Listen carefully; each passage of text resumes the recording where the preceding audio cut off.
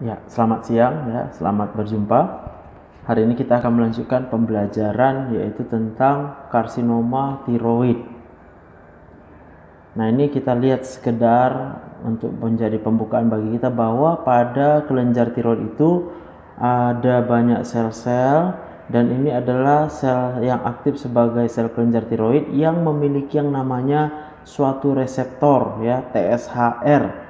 Dan TSHR ini juga memiliki suatu koreseptor ya yang namanya GS alpha, di mana bila dipengaruhi oleh genetik tertentu ini akan membuat dia bekerja lebih aktif dan ini akan mempengaruhi pengaktifan pada siklus AMP yang mengakibatkan terjadinya pertumbuhan sel yang meningkat dan diferensiasi sel yang meningkat dan juga terjadi peningkatan sintesa hormon. Pertumbuhan sel yang meningkat dan diferensiasi sel yang meningkat inilah nantinya akan memicu timbulnya pertumbuhan sel-sel tiroid yang bisa berupa nodul ataupun bahkan menjadi suatu keganasan pada tiroid. Ada beberapa klasifikasi terjadinya pertumbuhan kelenjar tiroid ya, dari yang dia hanya jinak sampai dengan berupa malignan. Yang jinak itu bisa karena hiperplasia, contohnya koloid nodul, atau bisa karena adenoma pada sel epitel di folikulernya ya, bisa contohnya Hartle cell ya. Kemudian bisa karena keganasan ini ada beberapa jenis berdasarkan asalnya. Yang pertama follicular epithelial cell, kemudian bisa dari C cell origin ataupun sel-sel yang menghasilkan kalsitonin, dan juga bisa dari kelainan-kelainan lainnya, bisa karena limfoma, bisa karena metastase dari payudara, melanoma, paru, jantung, ginjal dan lain-lainnya. Yang follicular epithelial cell itu juga banyak klasifikasinya ya. Nah, ini adalah pola USG dari suatu tiroid yang kita jumpai pembesaran atau goiter, dan waktu kita periksa secara fisik kita jumpai ada nodul ya. Nodulnya ini kalau kita USG maka dia bisa terlihat apakah dia mengarah kepada nodul yang berbahaya, yang ganas ataupun yang hanya jinak ya. Kalau dia yang ganas itu dikatakan sini polanya itu adalah dia padat, kemudian dia hipoekoik dengan batas yang tidak teratur disertai dengan ada mikrokalsifikasi. Tapi kalau dia yang rendah kecurigaan kita terhadap suatu keganasan, biasanya dia spongiform ya, dengan area mikrokistik, dan ini lebih dari 50% volume daripada nodulnya ya. Jadi gambar A yang dia nampak berbahaya itu tampak ada kalsifikasi putih-putih gitu ya. Gambar yang B itu kalau dia yang tidak terlalu berbahaya sifatnya hanya mikrokistik. Jadi dia tidak ada kalsifikasi yang terlihat dengan jelas. Jadi karsinoma tiroid ini merupakan keganasan yang umum paling sering ya pada sistem endokrin. Tumor yang ganas ini berasal dari epitel folikulernya yang bisa diklasifikasikan berdasarkan gambaran histologisnya. Tumor yang dapat berdiferensiasi itu seperti papillary thyroid cancer ataupun follicular thyroid cancer, ini sering dapat diobati dan prognosanya juga bagus pada pasien-pasien yang bisa kita identifikasi pada tahap penyakit yang masih dini. Kebalikannya, kanker tiroid yang dia sudah anaplastik itu bersifat agresif dan responnya terhadap pengobatan itu sangat rendah dan prognosisnya buruk ya. Dalam 30 tahun terakhir, insidensi kanker tiroid itu sudah mengalami banyak peningkatan ya, dari 4,9 sampai menjadi 14,3 kasus per 100.000 individu di Amerika Serikat, dengan lebih dari 65.000 kasus yang terdiagnosa pada tahun 2015. Tetapi angka kematian yang spesifik oleh karena penyakit ini tidak mengalami perubahan. Peningkatan insidensi terutama pada kanker papiler yang ukurannya masih T1 atau kurang dari 2 cm. Dan ini sedang dipertimbangkan apakah terlalu didiagnosa berlebihan, ya. Sehingga kalau boleh, ada yang diinginkan adalah mendiagnosa kanker tepat pada waktunya, ya, tepat pada waktu untuk melakukan suatu intervensi yang akan memberikan hasil yang lebih baik pada pasien. Konsep dari overdiagnosa daripada kanker ini ditemukan, ya, bahwa secara otopsi, jadi setelah pasien meninggal ternyata ditemukan papillary tumor cancer ini bisa mencapai 25%, ya, dari pasien-pasien yang sudah meninggal lalu kemudian diotopsi, tapi bukan karena meninggal karena kanker tiroid, ya.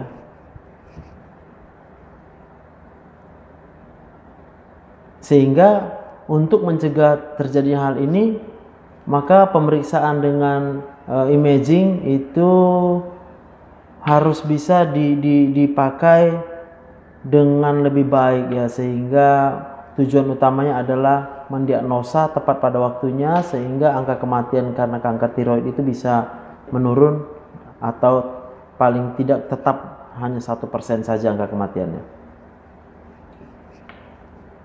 Jadi tren saat ini terkait dengan kanker tiroid fokusnya ada 3. Yang pertama adalah mencegah overdiagnosis, yaitu dengan membatasi penggunaan FNA atau fine needle aspiration dengan terlebih dahulu melakukan stratifikasi risikonya berdasarkan USG. Yang kedua, membatasi tindakan pembedahan, penggunaan radioiodin, dan pemeriksaan terhadap tumor-tumor yang berisiko rendah. Yang ketiga, mengidentifikasi pasien mana yang akan memiliki angka rekurensi yang lebih tinggi dan pasien mana yang memerlukan terapi yang lebih agresif dan monitoring yang lebih agresif. Prognosis lebih jelek, ya, pada orang-orang tua dengan umur di atas 65 tahun. Dan kanker tiroid ini lebih sering dijumpai pada wanita dibandingkan pada laki-laki, tetapi biasanya kalau laki-laki mengalami ini prognosisnya lebih buruk. Beberapa faktor tambahan yang penting termasuk adalah bagaimana riwayat angka kejadian atau terjadinya kanker pada masa anak-anak sebelum umur 18. Maksudnya apakah pada masa anak-anak sebelum umur 18 pernah mendapatkan terapi radiasi pada daerah kepala dan leher, ataupun adanya secara lokal teraba tumor yang terfiksasi, kemudian adanya keterlibatan metastase pada kelenjar getah bening, ataupun adanya metastase jauh, ya. Ini faktor risiko yang buruk. Jadi beberapa gambaran dari kanker tiroid yang membantu untuk menentukan manajemennya. Yang pertama, nodul tiroid itu apakah bisa untuk dilakukan biopsi dengan hanya fine needle aspiration, yaitu dengan jarum halus. Kemudian radioisotop iodin dapat kita gunakan sebagai diagnostik I123 dan iodium 131. Dan apakah dapat dengan cukup berpotensi untuk diberikan pengobatan dengan radioiodin, yaitu pada kanker tiroid yang berdiferensiasi dengan baik, ya. Dan ini ditunjukkan dengan uptake yang cukup dari anion ini oleh kelenjar tiroid.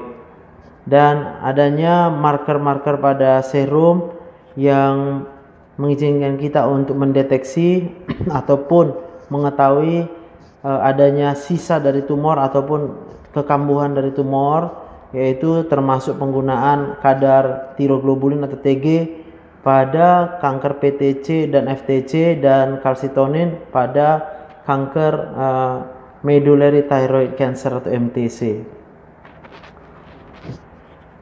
Nah, ini adalah beberapa faktor risiko pada pasien-pasien dengan karsinoma tiroid, ya, dengan dijumpainya nodul berdasarkan anamnesis dan pemeriksaan fisik.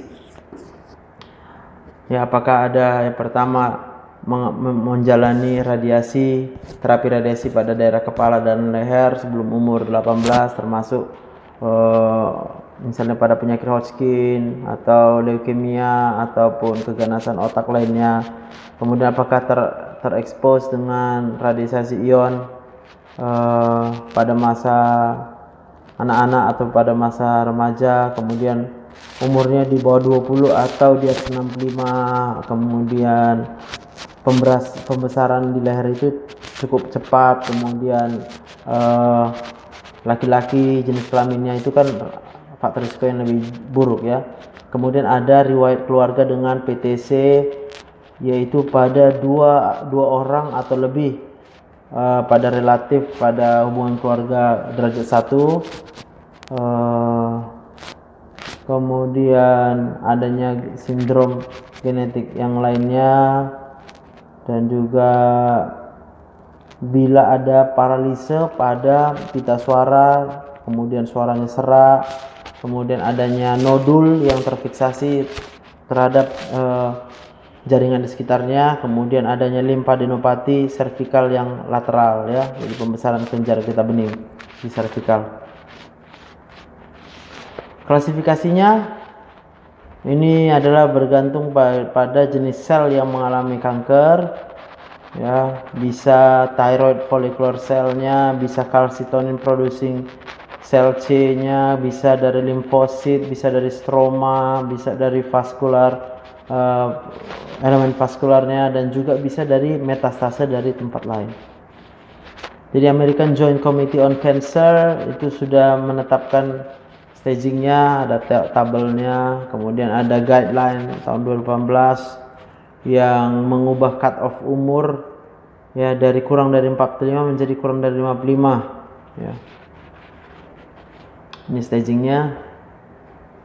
Yang di atas adalah papillary atau follicular thyroid cancer, yang kedua anaplastic thyroid cancer, dan yang ketiga adalah medullary thyroid cancer. Nah, untuk patogenesis dan dasar genetiknya, jadi ada faktor yaitu oncogen dan tumor suppressor gen, yaitu gen penekan tumor ya. Jadi ada oncogen, gen yang meningkatkan terjadinya neoplasma, dan ada yang tumor suppressor gen yang menekan terjadinya tumor. Jadi kanker tiroid ini sifatnya adalah monoklonal ya, sebagai akibat dari mutasinya ya, atau adanya yang menyebabkan peningkatan pertumbuhan dari satu sel saja. Sebagai tambahan daripada terjadinya peningkatan kecepatan proliferasi dari sel kanker, beberapa kanker tiroid itu menunjukkan juga adanya gangguan apoptosisnya, dan juga gambaran peningkatan invasinya, dan juga terjadinya angiogenesis, lalu kemudian terjadi metastasis. Neoplasma tiroid ini sudah lama dianalisa dan ditemukan banyak atau berbagai perubahan pada genetik tanpa bukti yang jelas dari mana terjadinya mutasi somatik tersebut, dan paling yang perlu bahwa mereka bisa berprogresivitas dari yang jinak menjadi keadaan yang ganas. Di sisi lain, beberapa mutasi lainnya seperti PRET, PTC, dan PAX8, PPAR gamma, gangguannya itu merupakan spesifik terjadi pada neoplasia pada tiroid.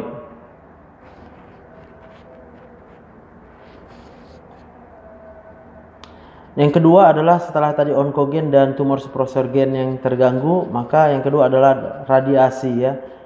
Banyak studi terhadap patogenesis dari kanker tiroid itu berfokus pada peran radiasi eksternal yang menyebabkan tiroid kanker tiroid ya, yang menyebabkan terjadinya pemecahan atau kerusakan pada kromosom sehingga terjadi gangguan genetik, lalu kemudian kehilangan dari tumor suppressor gennya. Radiasi eksternal pada area mediastinum wajah, kepala, dan leher yang diberikan pada waktu yang lalu untuk mengobati banyak penyakit, termasuk untuk mengobati jerawat dan juga pembesaran pada timus, tonsil, dan adenoid. Terpaparnya oleh radiasi akan meningkatkan resiko timbulnya nodul tiroid, apakah itu bersifat jinak maupun bersifat ganas. Dan ini terutama pada usia yang lebih muda bila terpapar dengan radiasi. Radiasi dari sisa nuklir juga memunculkan risiko atau meningkatkan risiko terjadi kanker tiroid. Dan anak-anak ya lebih rentan mengalami efek daripada radiasi dibandingkan dengan pada orang dewasa. Kemudian ada faktor TSH dan growth factor, faktor pertumbuhan ya. Jadi banyak kanker-kanker tiroid yang berdiferensiasi itu mengekspresikan reseptor TSH pada selnya, sehingga mereka memberikan respon terhadap TSH. Jadi kalau TSH-nya tinggi, maka mereka akan mengalami peningkatan proliferasi. Semakin tinggi kadar serum TSH, bahkan dengan range yang normal sekalipun, itu menunjukkan peningkatan risiko terjadi peningkatan kanker tiroid ya pada pasien-pasien dengan dijumpai nodul pada tiroidnya. Observasi ini kemudian menjadi dasar rasional untuk melakukan supresi T4, untuk memberikan T4 ya, dengan tujuan mensupresi TSH-nya pada pasien-pasien yang menderita kanker tiroid. Ekspresi TSH, reseptor TSH yang residual atau sisanya ya juga mengizinkan atau mempengaruhi uptake daripada terapi radioiodin yang distimulasi oleh TSH ya. Jadi TSH itu juga sisanya ya, setelah kita tadi melakukan supresi, sisanya kita harapkan juga akan berfungsi untuk meningkatkan uptake terapi radioiodin pada sel-sel kankernya, sehingga dapat dilakukan radiasi pada sel kanker. Terkait dengan onkogen dan gen penekan tumor tadi ya, bahwa terjadinya mutasi daripada reseptor TSH dan GS alpha subunit tadi itu berhubungan dengan nodul yang berfungsi secara otonom nantinya. Walaupun mutasi ini akan menyebabkan pertumbuhan sel, tetapi biasanya tipe nodulnya ini paling sering adalah jinak kalau dia dipengaruhi oleh reseptor TSH.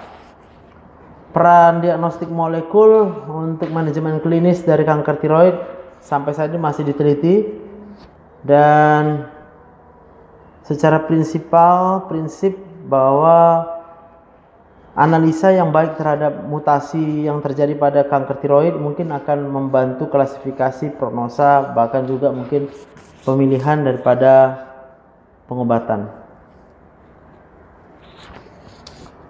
Kita lihat yang pertama adalah yang well differentiated thyroid cancer yang berdifferensiasi baik. Yang pertama ada papillary cancer. Papillary thyroid cancer adalah tipe yang paling sering, yaitu 80-85% dari keganasan tiroid yang berdiferensiasi dengan baik.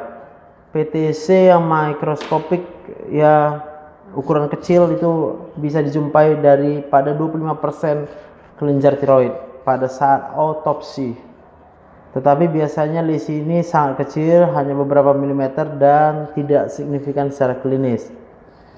Gambaran sitologis yang karakteristik dari PTC yaitu yang didapat berdasarkan pemeriksaan FNA ataupun melalui biopsi terbuka dengan reseksi surgical, yaitu adanya nuklei yang besar, jernih dengan kromatin yang seperti tepung atau powdery chromatin ya, yang namanya disebut orphan NEI appearance, dengan nukleoli dan nukleoli yang jelas ya. Gambar histologisnya ini yaitu pada struktur papiler atau dia terjadi pertumbuhannya pada struktur folikel ya. Papillary tumor cancer biasanya dia bisa multifokal ya, dan bisa melakukan invasi secara lokal di dalam kelenjar tiroid tersebut, dan bisa juga melewati kapsul tiroid ya, untuk kemudian invasi terhadap struktur di leher yang terdekat dengan kelenjar tiroid. Dia punya kecenderungan untuk bisa menyebar melalui sistem limfatik, tapi juga bisa mengalami metastasis secara hematogen ya, khususnya pada tulang dan paru. Oleh karena pertumbuhannya yang relatif lambat daripada tumor ini, maka beban daripada metastase yang cukup signifikan pada paru itu akan mengalami akumulasi ya, dan kadang-kadang pun gejalanya hanya sedikit saja sampai dia mencapai ukuran tumor yang metastasis yang lebih besar. Implikasi prognostik dari ditemukannya penyebaran pada kelenjar getah bening ini tergantung pada volumenya ya, berapa besar yang dia mengalami metastasis. Mikrometastasis yaitu kalau dia hanya kurang dari 2 mm pada kelenjar limf atau kelenjar getah bening, ini tidak mempengaruhi prognosisnya.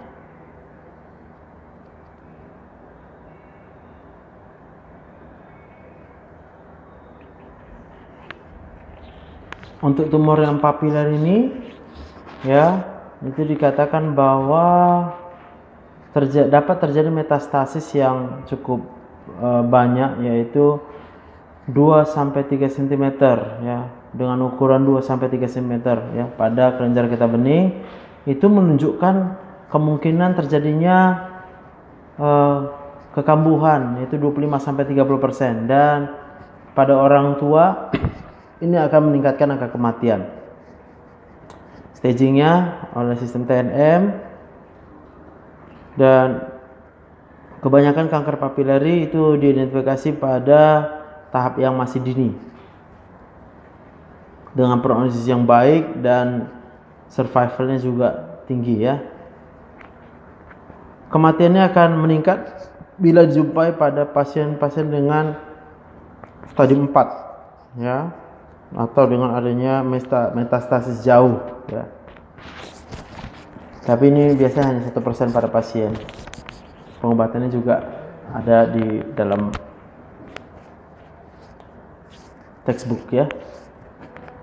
Untuk yang tipe folikular ya, insidensi FTC itu bervariasi di seluruh dunia, tapi terutama pada daerah-daerah dengan defisiensi iodium ya. Saat ini FTC itu hanya 5% dari seluruh kanker tiroid yang terdiagnosa di Amerika Serikat.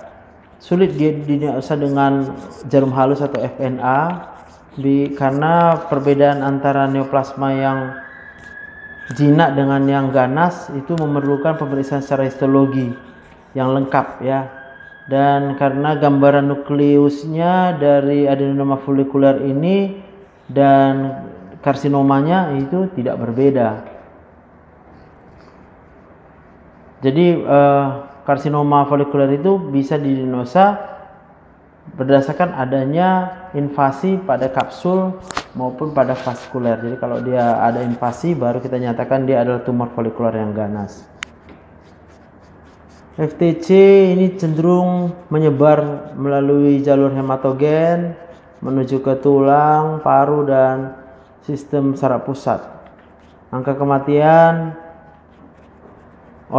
yang berhubungan oleh karena terjadi invasi pada pembuluh darah itu sedikit ya lebih berat dibandingkan PTC, oleh karena banyak pasien dengan FTC hanya dijumpai ketika dia sudah mencapai stadium 4. Gambaran prognosisnya yang buruk termasuk adalah adanya metastasis yang jauh, usia di atas 50, kemudian ukuran tumornya lebih dari 4 cm, kemudian dijumpai Hartle cell dari pemeriksaan histologinya, dan kemudian adanya invasi yang jelas pada vaskuler.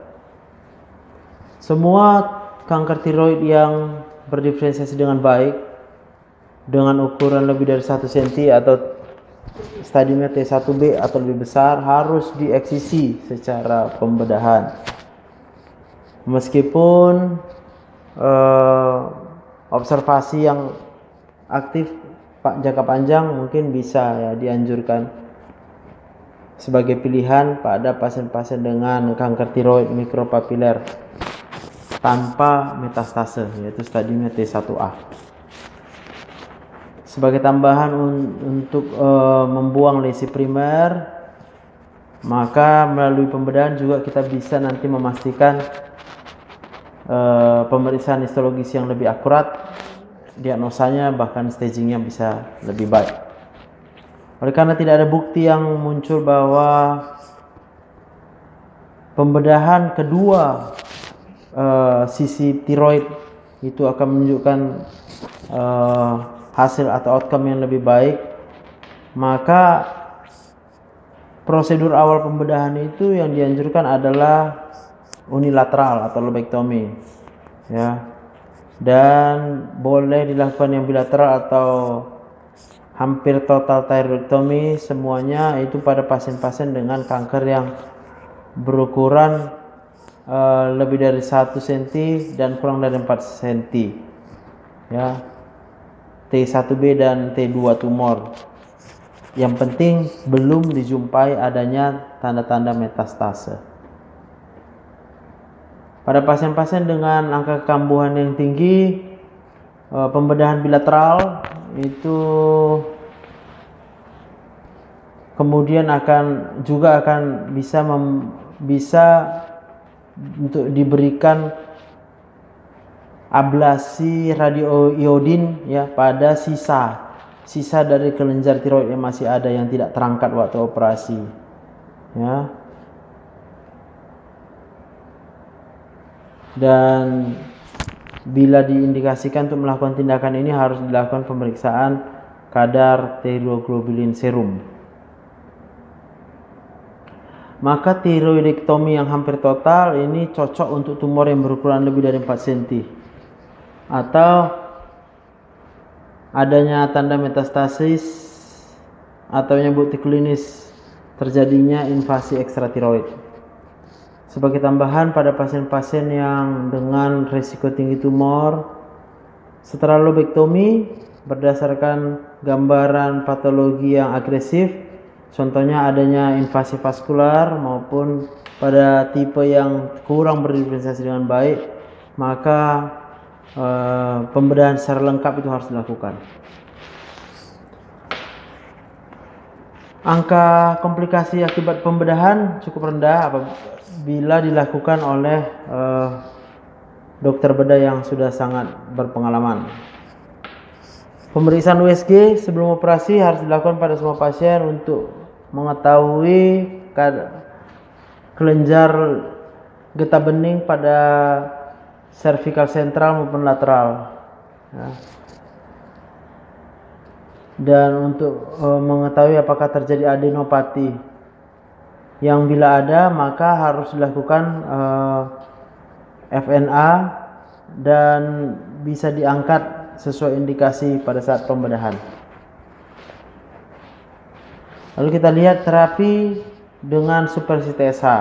Oleh karena semua tumor tadi itu masih merupakan sel yang responsif terhadap TSH, maka supresi TSH dengan pemberian levotiroxin merupakan pilihan pengobatan yang harus dipertahankan pada kanker tiroid.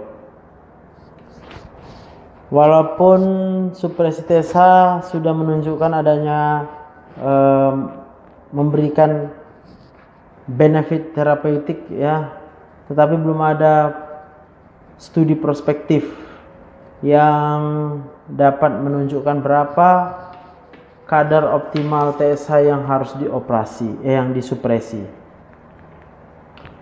Derajat dari berapa besar supresi pada TSH harus diindividualisasi berdasarkan risiko pasien untuk mengalami rekurensi atau kekambuhan. Maka harus disesuaikan sepanjang waktu berdasarkan pemeriksaan darah dan pencitraan untuk memastikan tidak adanya penyakit yang baru timbul ataupun tidak ada kekambuhan daripada kanker. Ini dosisnya, ini targetnya yaitu harus mencapai TSH 0,5 sampai 2,0 saja. Pasien dengan risiko yang sedang ataupun risiko tinggi untuk mengalami rekurensi, maka kadar TSH-nya harus dipertahankan 0,1 sampai 0,5. Dan bila dia high risk atau risiko yang sangat tinggi, dia TSH-nya harus dipertahankan kurang dari 0,1. Bila tidak ada kontraindikasi yang kuat untuk dapat terjadinya tirotoksikosis, maka dapat diberikan levotiroxin. TSH harus kurang dari 0,1 bila sudah diketahui penyakit yang mengalami metastase. Lalu kemudian dengan pengobatan radioiodin, setelah dilakukan hampir total ya dari tiroidektomi, maka kurang dari 1 gram jaringan tiroid itu akan tetap ada di daerah kelenjar tiroid pada mulanya. Radioablasi setelah pembedahan pada tiroid yang masih bersisa itu akan mengeliminasi tiroid sisanya yang mungkin masih normal ya, sehingga kita harus tetap menentukan tindakan ini dengan terlebih dahulu memeriksa tiroglobulinnya. Tiroglobulin merupakan marker yang sensitif terhadap adanya sisa kanker tiroid ataupun kekambuhan kanker tiroid setelah dilakukan ablasi pada pasien-pasien yang sudah menjalani pembedahan tiroid. Ini adalah pemeriksaan TG saat ini. Sebagai tambahan, tiroid yang berdistribusi dengan baik ini sering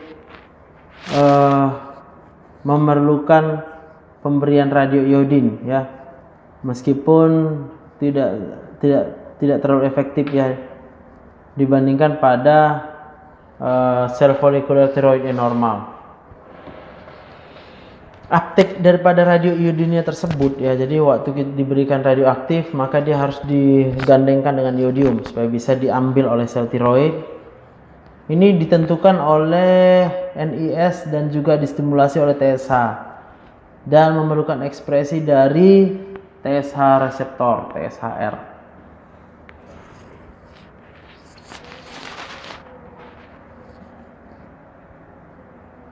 Jadi berapa lama kita harus memberikan radioaktif ini bergantung pada daerah-daerah pada tumornya yang mempertahankan fungsinya seperti trap iodida maupun organifikasinya ya.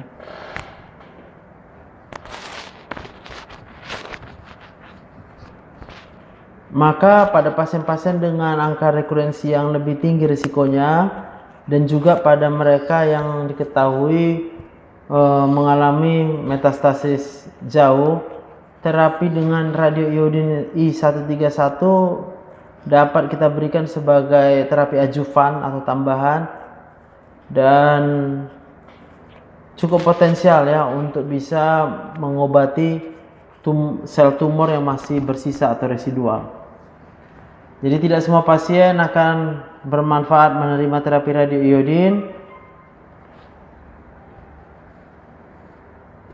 Apakah rekurensinya maupun angka survivalnya dapat meningkat pada pasien-pasien stadium 1 dengan ukuran T1 yang terbatas pada tiroid ya. Jadi ini tidak dianjurkan untuk menerima terapi radioiodin. Tidak ada juga keuntungan pada nodul kanker yang besar lebih dari 2 cm tapi kurang dari 4 cm. yaitu pada tumor dengan risiko rendah seperti perubahan folikuler invasif atau yang mengenkapsulasi PTC, yaitu yang varian folikularnya. Tapi pada pasien-pasien yang dengan risiko lebih tinggi, yaitu tumor lebih besar, lebih agresif, ataupun mengalami kanker papilari, terjadi invasi vaskular pada tumor, kemudian terjadi invasi ekstratiroid, adanya ukuran pembesaran kelenjar getah bening yang mengalami metastase, maka radioiodin ini akan menurunkan angka kekambuhan dan mungkin akan meningkatkan angka bertahan hidup pada pasien-pasien yang usianya lebih tua. Lalu kemudian tipe anaplastik dan tipe lainnya. Ya, ini merupakan kanker yang agresif dan berdiferensiasi dengan buruk, prognosisnya jelek, dan kebanyakan pasien meninggal dalam waktu 6 bulan setelah diagnosa. Oleh karena kondisinya tidak berdiferensiasi dari tumor ini, maka uptake radioiodin itu biasanya tidak terjadi ya. Tetapi bisa saja digunakan sebagai terapi bila ada uptake yang tersisa ya. Kemoterapi sudah dicobakan dengan menggunakan beberapa agen termasuk antrasiklin, paclitaxel, tapi biasanya nggak efektif. Radiasi dengan sinar dari luar itu bisa dicoba dan dilanjutkan bila tumor memberikan respon. Ya, data menunjukkan survival benefit dengan immune checkpoint inhibition therapy. Kemudian ada tiroid lymphoma tiroid, itu berasal biasanya pada Hashimoto thyroiditis. Karena pada Hashimoto thyroiditis itu nanti kita lihat terjadi invasi sel-sel limfosit ya pada kelenjar tiroidnya. Apalagi kalau kita lihat massa tiroidnya itu bertambah besar dengan cepat. Limfoma large cell yang diffuse adalah paling sering pada tipe di tiroid. Tumor ini biasanya sangat sensitif terhadap radiasi eksternal. Pembedahan harus dihindari sebagai terapi awal karena bisa menyebabkan penyebaran penyakit yang harusnya hanya bersifat lokal pada tiroid. Kalau ada penentuan staging mengindikasikan penyakit di luar daripada kelenjar tiroid, maka pengobatan harus mengikuti guideline seperti pada limfoma lainnya. Lalu ada medullary thyroid carcinoma atau MTC. Ini bisa sporadik, bisa familial, dan ini terjadi pada 5% dari pasien-pasien kanker tiroid. Ada 3 jenisnya ya, MEN2, MEN2B, famili MTC. Secara umum MEN2B lebih agresif dari MEN2A, dan MTC lebih agresif dari yang familial, lebih agresif dari MTC yang sporadik ya. Itu sebab tadi perlu dilakukan anamnesa tentang keluarganya. Peningkatan serum kalsitonin ini merupakan marker adanya penyakit yang residu, yang sisa ataupun yang kambuh. Semua pasien-pasien dengan medullary thyroid carcinoma harus dicoba, harus diperiksa mutasi RET-nya. Karena kita harus memberikan konseling genetik pada anggota keluarga dan pada anggota individu yang hasil tesnya positif. Nah, jadi apa yang harus dilakukan pada pasien-pasien dengan nodul tiroid?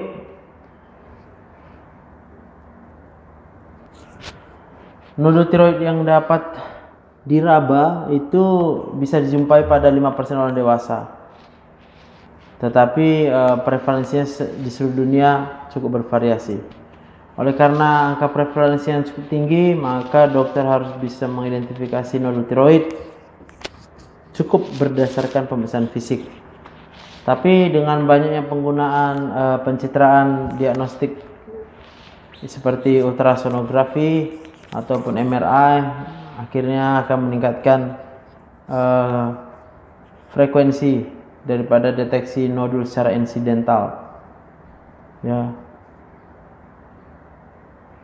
sehingga ini yang perlu diketahui pada pasien-pasien yang datang dengan pembesaran pada nodul. pembesaran pada kelenjar getah bening. Pembesaran pada kelenjar tiroid.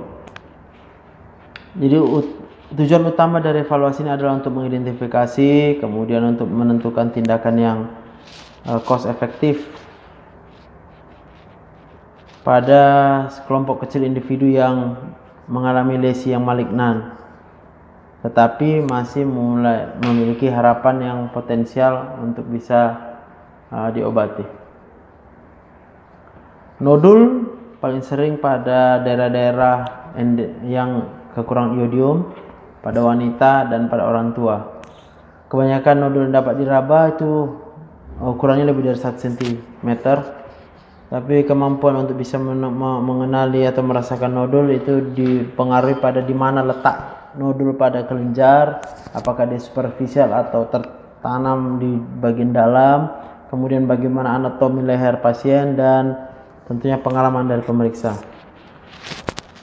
Pemeriksaan yang lebih sensitif adalah CT scan atau USG tiroid. Kemudian pemeriksaan patologis ini akan menunjukkan nodul tiroid pada lebih dari 50% kelenjar yang dijumpai pada usia di atas 50 tahun.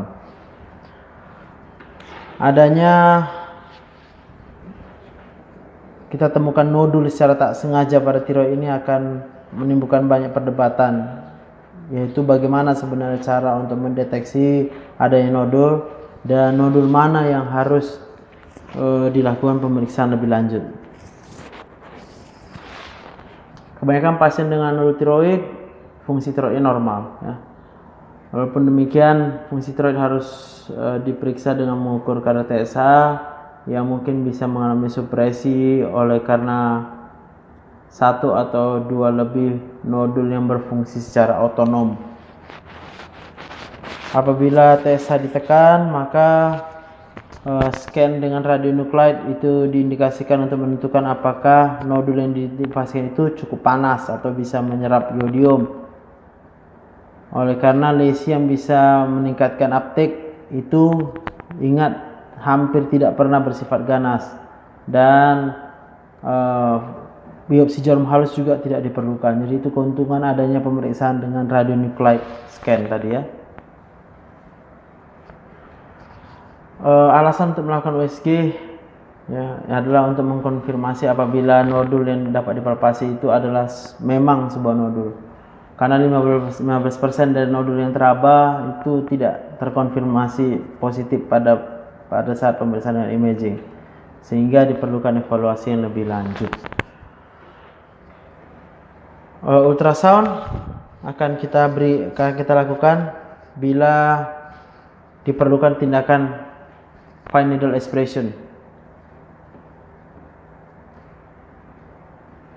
Ultrasound juga akan menunjukkan karakteristik gambaran daripada nodulnya, yang bila kita kombinasikan dengan berapa ukuran nodul, ini akan bisa menentukan keputusan kita untuk melakukan fine needle aspiration atau tidak. Idealnya dilakukan dengan guidance dengan USG, ya, dan hasilnya diperiksa oleh sitopatologis yang ahli. Teknik ini khususnya berguna untuk mendeteksi yang tipe papillary tumor cancer. Walaupun demikian, membedakan yang lesi jinak dan yang ganas pada lesi folikuler itu sering tidak mungkin dengan menggunakan sitologi saja. Oleh karena tadi tidak adanya karakteristik nuklear pada karsinoma folikuler.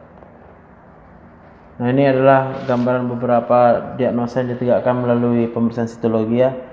Jadi 65% itu jinak, 5% ganas atau curiga keganasan, 10% tidak bisa menunjukkan hasil apa-apa, dan 25%-nya indeterminate. Sistem Bethesda adalah digunakan untuk diagnosa berdasarkan sitologi.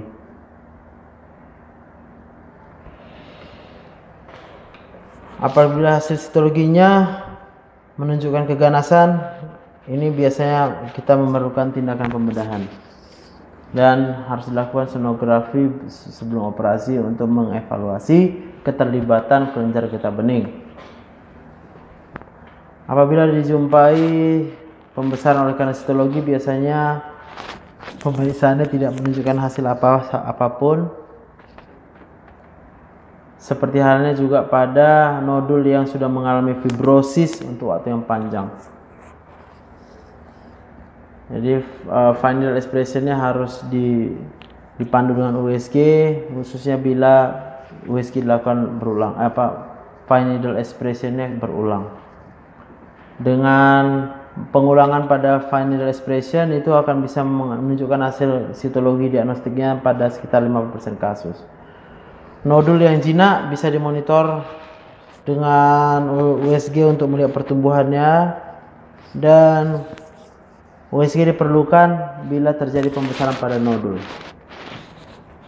Penggunaan levotiroxin untuk mensupresi kadar TSH itu tidak efektif pada nodul yang sudah menciut dan juga pada populasi dengan kadar iodium yang cukup, sehingga levotiroxin seharusnya tidak digunakan.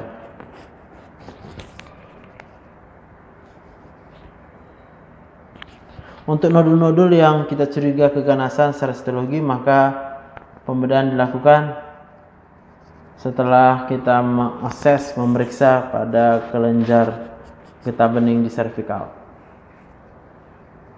Opsi yang harus didiskusikan dengan pasien adalah lobektomi atau tiroidektomi total yang harus dilakukan.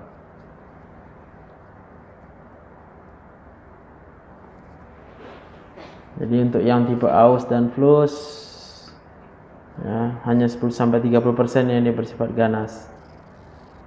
Jadi 85% pasien itu akan menjalani pembedahan untuk nodul yang jinak.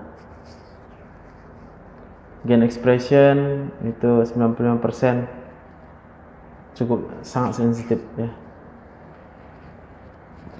Jadi perlu kita ingat bahwa melakukan evaluasi atau pemeriksaan kelenjar getah bening ya, khususnya yang dengan nodul itu mengakibatkan pasien mengalami stres. Kenapa? Pasiennya mulai takut ya tentang kanker tiroid. Apakah mereka bilang atau enggak atau tidak ya. Maka kita harus memberikan penjelasan dengan baik kepada mereka dan memastikan kepada pasien bila benar-benar tidak ditemukan tanda-tanda keganasan. Apabila dijumpai lesi yang mencurigakan ataupun kita mengidentifikasi kanker tiroid, maka biasanya kita akan menyatakan prognosis yang lebih baik dan apa saja pilihan pengobatan yang kemudian akan bertujuan untuk menenangkan pasien. Ini ya cara mengevaluasinya ya. Yang pertama adalah berdasarkan anamnesis, pemeriksaan fisik, lalu langsung ukur TSH. Kalau di sebelah kiri bila TSH-nya normal, di sebelah kanan bila TSH-nya rendah. Nah, sampai nanti ditemukan apa indikasinya. Oke, indikasi Bethesda.